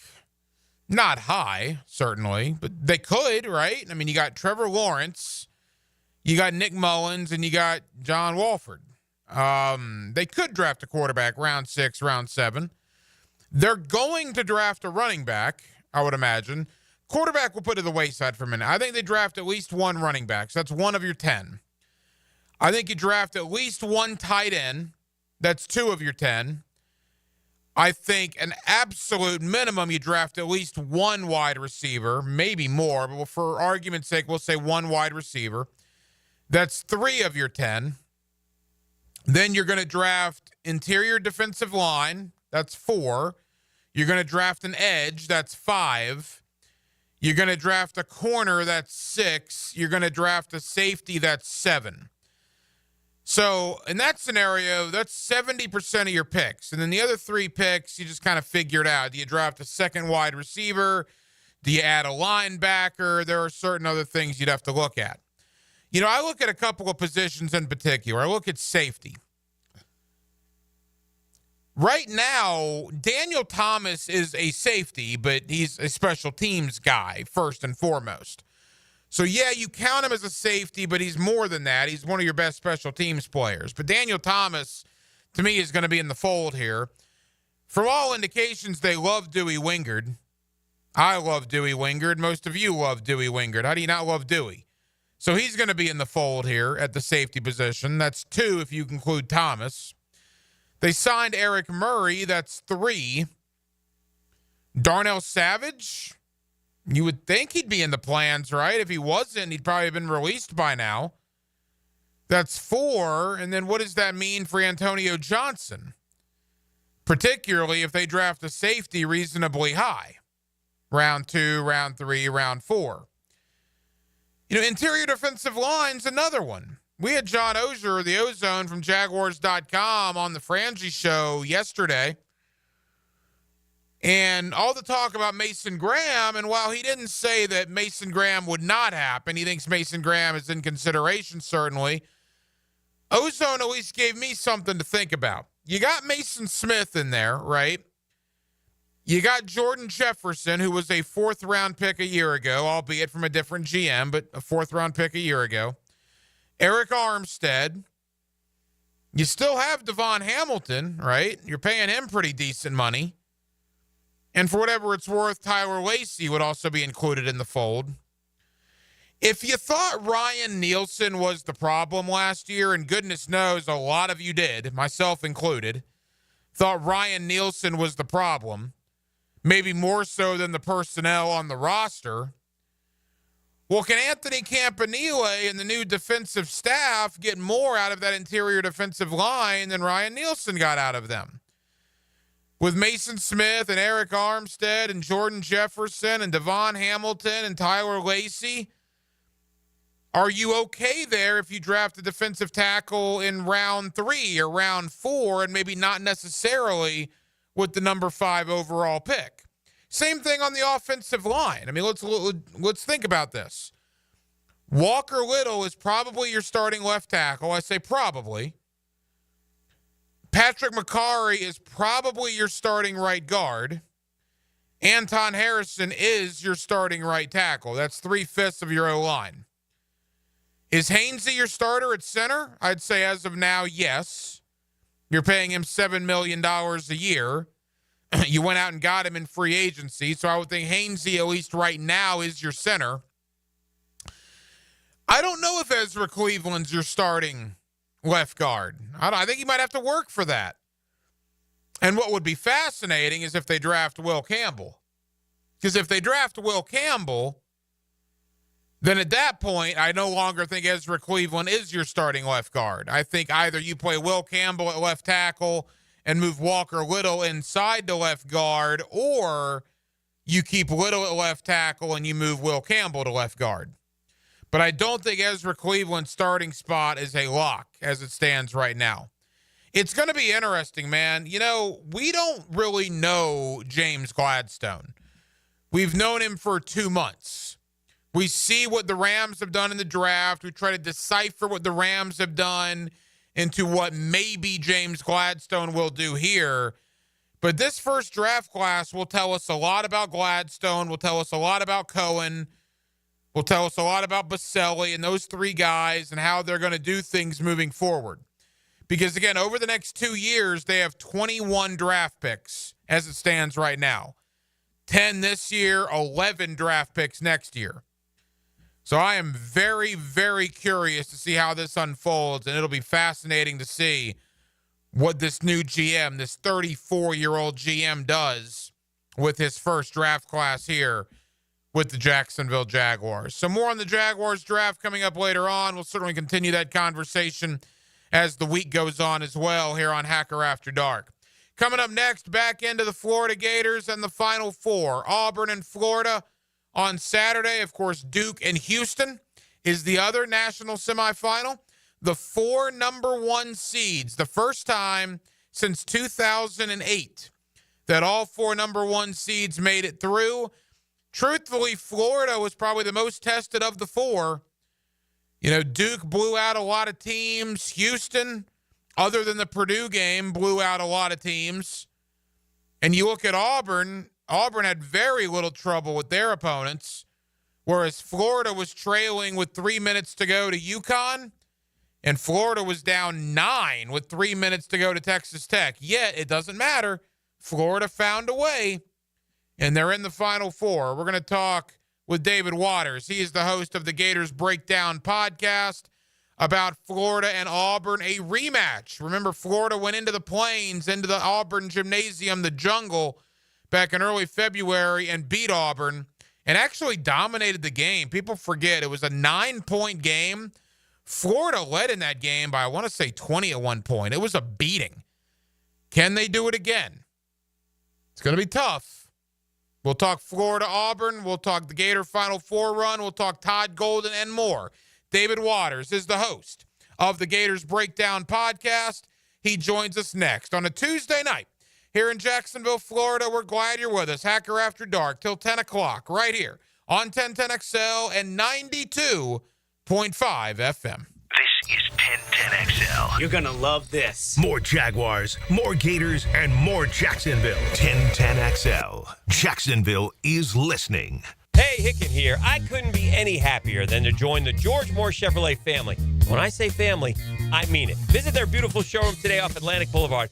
Find out exactly what I'm talking about. No pressure, just friendly help. And whether you want a car, a truck, SUV, electric, pre-owned, you name it, George Moore Chevrolet has it. And if you can't make it over to Atlantic Boulevard, no problem. MooreChevy.com is easy to navigate as any site you will try. It's never been more easy to use. George Moore Chevrolet. Together, let's drive. You're Jacksonville Sharks are back and ready to take the field for the 15th anniversary season. The Drive for Five starts Sunday, April 6th as your Sharks take on the Las Vegas Nighthawks.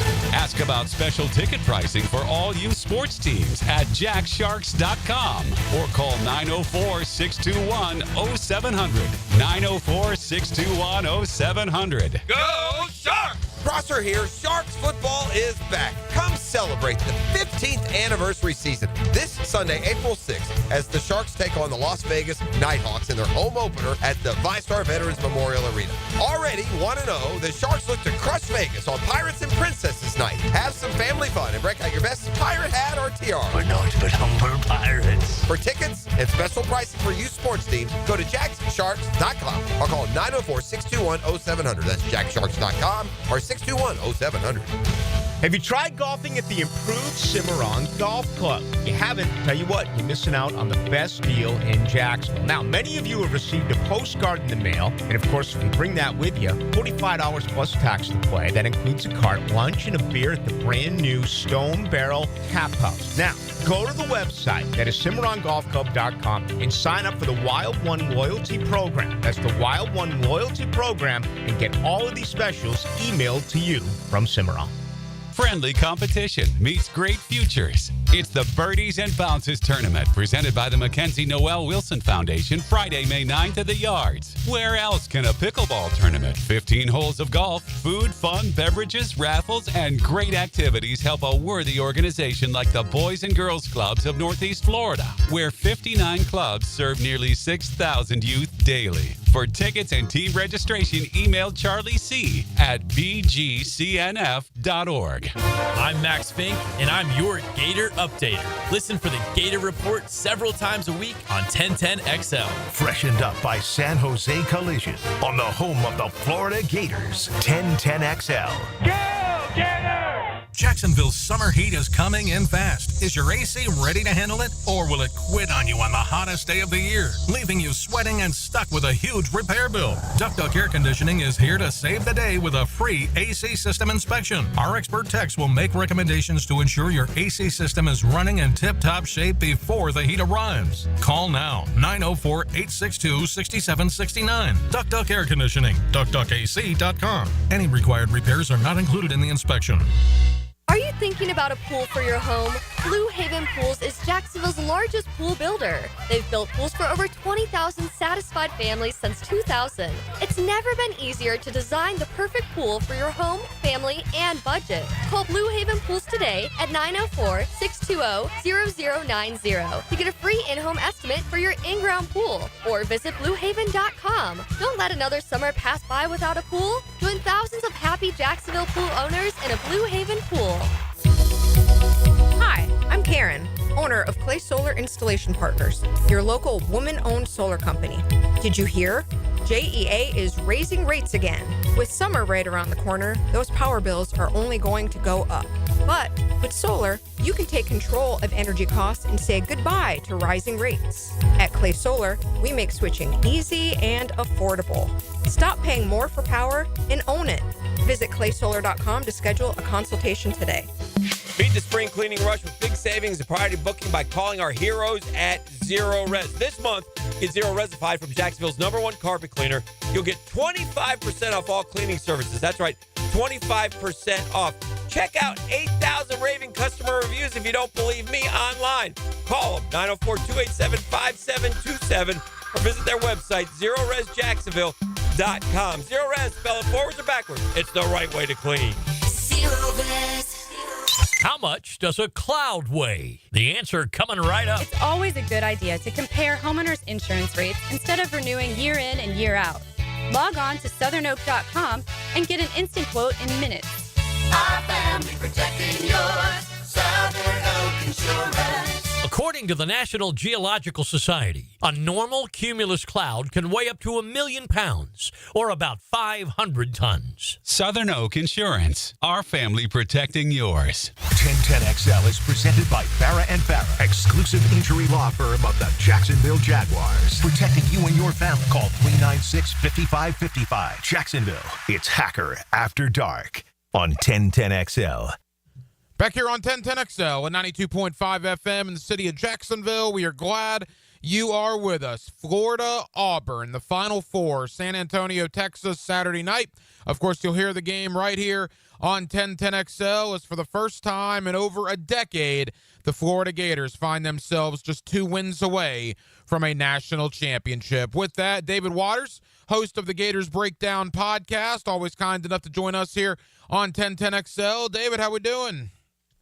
Pretty good, Hacker. Of course, Florida and Final Four, spring football practice. It's a busy time in Gator Nation. Yeah, it's a busy time, no question about it. I might throw in a spring football question at the end, but certainly the big topic on everybody's mind is this Gator basketball team. David, I won't lie, 3 minutes to go on Saturday night against Texas Tech. I thought the season was over. I was already getting my thoughts compiled for the show about how I was going to spin this because it was going to be a disappointment, certainly. And then Thomas Houck and Walter Clayton Jr. just simply decided Florida was not going to lose. How improbable a comeback that was for the Gators against Texas Tech. It was, Hacker. I do think improbable is the right word, but it's still hard to swallow when you look at this team and you zoom out. You say, hey, it's improbable. Florida shouldn't be losing this game. But like you said, when you're inside of the game and Florida's down by double digits and they're down by 9, like you said, with 3 minutes left, and it just didn't seem likely. You found a Texas Tech team that got off. The start of the night was really hot from 3, and then as the game went on, they started killing Florida down low and getting in the paint, and it just seemed like Florida didn't have an answer for what Texas Tech wanted to do on offense, but the defense clamped down. Finally started getting some turnovers, got those down low stops as well. And as you said, it kind of just turned in on the other side of Walter Clayton and Thomas Houck, really just becoming clutch for Florida. And credit to Walter Clayton, he was making his shots at the free throw line all during the game, but you could tell Texas Tech was doing a really good job on the perimeter. I think they really frustrated the Florida guards and wasn't many open looks at 3, so they weren't taking many shots. And then there were some open looks, but I think they were frustrated and those shots weren't falling. But I didn't think Walter Clayton just kind of got to him. I think they kind of got worn out as the game went on. They weren't able to keep up with Clayton late, and we saw that. He was able to get open for some threes, made some shots with guys in his face too. But big time credit to those two guys at the end of that game for coming up clutch and really just coming through when Florida really needed him. David, I want to talk more about Walter Clayton in a moment, but this year we've had Elijah Martin and Will Richard and Micah Hanlockton's come back and Alex Condon and what he's done at certain points. And we've had a lot of different conversations about a lot of these Gator players. And Thomas Houck's just been kind of a guy that we knew was good, right? Just going about his business. But, man, he was fantastic in the second half against Texas Tech. And I'll be honest with you, Walter Clayton's heroics, and we'll get to those, they don't win that basketball game on Saturday without Thomas Houck. Yeah, Clayton's not in position to hit those clutch threes if it's not for Houck and basically carrying Florida first and second half. He was the only guy making threes, honestly, up to that point. And that's really not a strong suit of his game. When Florida really needed baskets and needed threes, it was just timely that he'd be able to hit one. And it kind of would just stymie the momentum Texas Tech. You could feel that they may have the momentum. They may get ready to break away, but it would be Houck throughout the game that would come up with the big play, come up with the big bucket to kind of just make it where Texas Tech couldn't break away. And they just gave Florida the chance late. But, yeah, certainly, Hacker, it's a luxury for Florida when they can bring a guy like Thomas Houck off the bench and a guy like Denzel Aberdeen off the bench. I mean, two great players off the bench, both in their own right could be the 6 men in the SEC. Neither one of them got it, but I think they both have a claim. They were able to fill in for injury when Condon went down during the season for a bit. Houck came in and really carried this team. When Walter Clayton went down, Denzel Aberdeen comes off the bench and plays really well. And so this goes to a testament to really show how the roster construction from Todd Golden is really just top-notch, and one of the reasons Florida's there. They can go 8-9 deep, and those two guys are a big part of it, and Thomas Houck really showed that on Saturday night. David Waters is the host of the Gators Breakdown podcast. He's with us here on 1010XL in Jacksonville. That brings me to Walter Clayton. Walter Clayton was nothing short of sports heroic against UConn. Those 2 threes in the final, 90 seconds or so. And then on Saturday night, he hits the 3 to tie the game. But the one that everybody's talking about is the one that you want to talk about. How can I say this on terrestrial radio? You want to talk about guts, David? I'll use that terminology.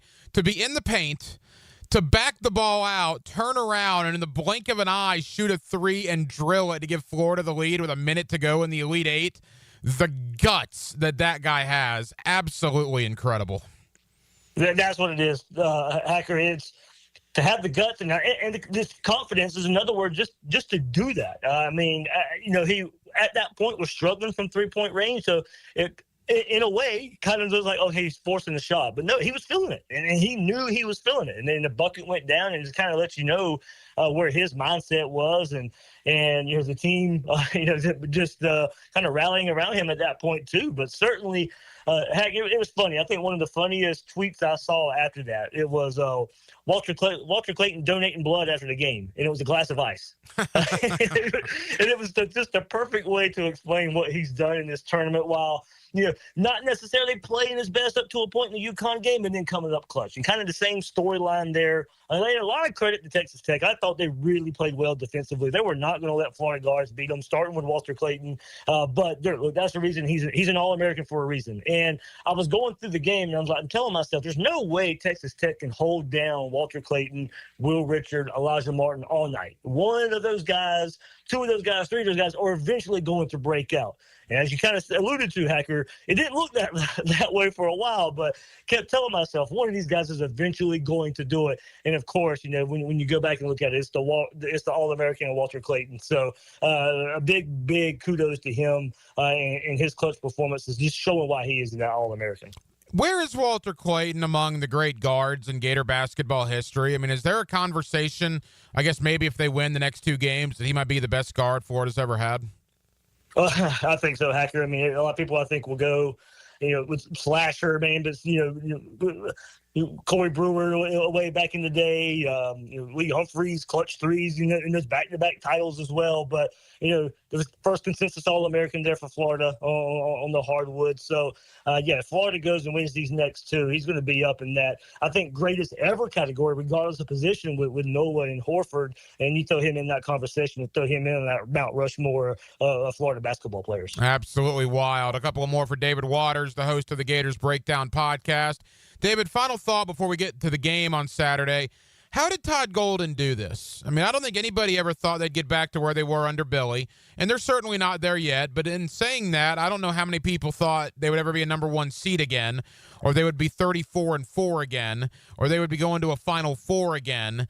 And they've done that in 3 years under Todd Golden. How did he do this? Yeah, Hacker, it's really impressive. It's not a roster full of McDonald's All-Americans. And the transfer portal is a big part of that. Getting Will Richard from Belmont. We know Iona there for Walter Clayton. Micah Hanlotman there from Marshall. Of course, Elijah Martin from FAU. And I tweeted this out, earlier. It's you may not have a Cinderella team for this NCAA tournament. It's all chalk and all number one seeds. But there's some good Cinderella stories on this Florida roster, and guys that were not highly recruited. Thomas Houck and his story of being a Gator fan since he was little and loving Tim Tebow and not highly recruited and not many big-time offers. But here he is playing in the Final Four as well. There's some really good stories, and credit to Todd Golden for just finding the right pieces in recruiting, in the transfer portal, ahead of the use of analytics, which I think really played out on the court against Texas Tech. I don't know if we saw this coming when, Florida made that controversial decision to kind of move on from Mike White and, hire a no-name, an up-and-comer coach, and it pay off 3 years later. Just credit to Todd Golden for finding a way in this new age of college athletics with NIL, with transfer portal, and all the roster movement. Him being a young coach and finding a way to get Florida this far, I think it's just a testament of a plan that he's put together and just kind of a perfectly melting pot of transfers and recruiting. They play Auburn Saturday in San Antonio in the Final Four. That's a rematch of a game Florida won on the Plains in February. Here's where I'm at with this game, David. I'm curious your thoughts. Auburn has the revenge factor because Florida beat them. Yet in saying that, even after that game, Florida's heard for the last 2 months that despite beating Auburn, Auburn is still a better basketball team than them. So I think you're going to have two very motivated teams on Saturday night. What's your thought? Yeah, I certainly can see that. Florida was able to win that game on the road at Auburn without Elijah Martin. He didn't play in that game. So certainly, and that game wasn't even as close as the final score indicated. Florida walked in there and just really controlled that second half of that game. So Elijah Martin, he'll get his crack at Auburn there. Hacker, the thing for me too now, that was one of Alex Condon's best games of the season, and he has not been the same guy since. SEC tournament, and of course he get injured, but this kind of fall with Alex Condon a little bit. It's happened in the last few games. So I think it's a good chance for maybe him to get some confidence in facing the team that he's faced before and had some success as well. I think Florida's going to need their big guys to go win it all with Ruben Chinilu and Alex Condon coming along. So I think it's also a good confidence booster for a specific player like him who's had a good game against one of the nation's best teams in Auburn and get this thing going for him. So I think there's a couple ways to look at it there for Florida, but certainly I think should have the confidence in what they were able to do back in early February when they went on the road and beat number one Auburn then and have some confidence in doing it again in San Antonio. The crazy thing to me, David, as we begin to wrap up, Florida opened as a 2.5-point favorite, which I thought was wild because almost anybody you see on television or you hear or you talk to is picking Auburn to win this game. And having said that, I think overwhelmingly the Duke of the four is the biggest favorite in San Antonio. Agree or disagree? Yeah, I mean, as the season went through, Hacker, maybe some orange and blue glasses there, but I think Florida's best during the season was better than anybody else's best. The last couple of weeks, Duke's best has been better than anybody else's best. So I think that's kind of the conflict going on here is, can Florida find their best again? And they've made it this far without playing their best in the tournament. And I think it is a dangerous proposition that maybe Florida hasn't played their best game yet. And that might still be waiting. And maybe it all comes together there in San Antonio. So I certainly see, why people could be picking Auburn on Saturday. And then if Florida matches up with Duke or Houston in the final championship matchup. But Florida hasn't played their best game yet, and I think a lot of that's where it comes from, Hacker. But also, maybe some injury concern with Broome and that ugly fall that he took. I think we'll probably get more throughout the week there, or they may keep it on the down low as much as possible. But certainly, so many intriguing storylines for Florida and their opponents and how they match up. To me, just kind of depending on which Florida team shows up. David, leave us with this. Normally, this time of year, it's all about spring football and Billy Napier's job security, and I guess it would have been had Florida not gone on this amazing run, but spring football is kind of at the midway point, right? You got the spring game coming up here in, 2.5 weeks? I mean, it's downward hill for spring ball for the Gators right now. Yeah, maybe that's a good thing. Maybe flying under the radar is a good thing. As you said, it is a football school there for Florida.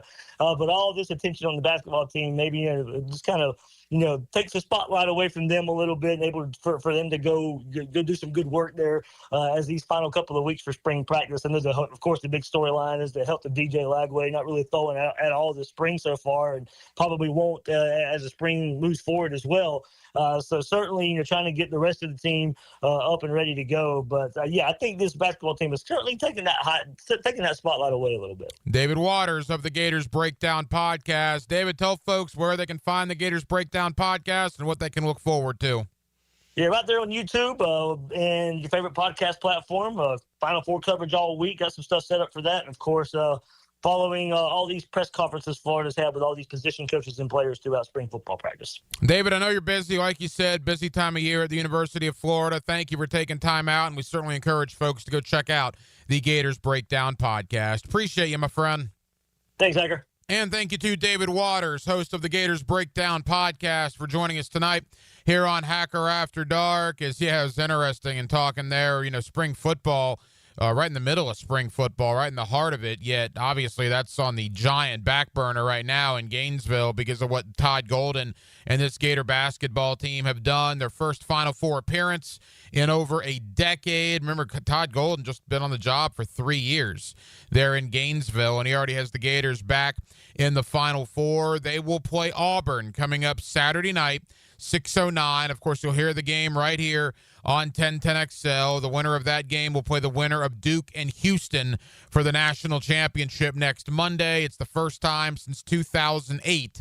So you got to go back 17 years that all 4 number 1 seeds made it to the national championship weekend, the Final Four. And if you'll remember, it was Memphis and Kansas in the championship game that year. That was the Mario Chalmers game for Kansas. It was a terrific ending in that Kansas-Memphis national title game. Hopefully we'll have a weekend in San Antonio very similar to that one back in 2008. Well, that will just about do it, man. It has been a very, very busy Tuesday night edition here of Hacker After Dark. We certainly appreciate you guys hanging out with us here on 1010XL and on 92.5 FM. We have a ton of people to thank. Again, David Waters, host of the Gators Breakdown Podcast. Always enjoy David spending some time with us here on Hacker After Dark. Thank you to my buddy Ryan Roberts. He is with A to Z Sports.com covering the NFL draft. Heck, I've had Ryan on for years. He is certainly one of my draft guys. As we sit here, 23 days away from the NFL draft. Thursday night, April the 24th, up in Green Bay, will be round number 1. The Jaguars obviously have the 5th overall selection. They have 10 picks overall in their entirety, at least right now. 6 of those are in roughly the top 125, including that number 5 overall pick. Will it be Mason Graham? Will a guy like Travis Hunter or Abdul Carter fall to them? Or, offensive line, Will Campbell, Armand Membo, or as I brought up with Hayes Carline earlier this week, could it be a surprise? Could it be an Ashton Genty, the running back from Boise State? Could it be a Jalen Walker, the edge linebacker out of Georgia? Could it be a Tyler Warren, the tight end out of Penn State? All sorts of possibilities. But we certainly appreciate Ryan Roberts taking time out for us tonight. And back in hour number 1, my buddy Sean Kelly, the play-by-play voice of the Florida Gators. You will hear his call on Florida Auburn right here on 1010XL Saturday evening. Needless to say, it is a very busy week for Sean Kelly, and we certainly appreciate him taking time out for us tonight here on Hacker After Dark.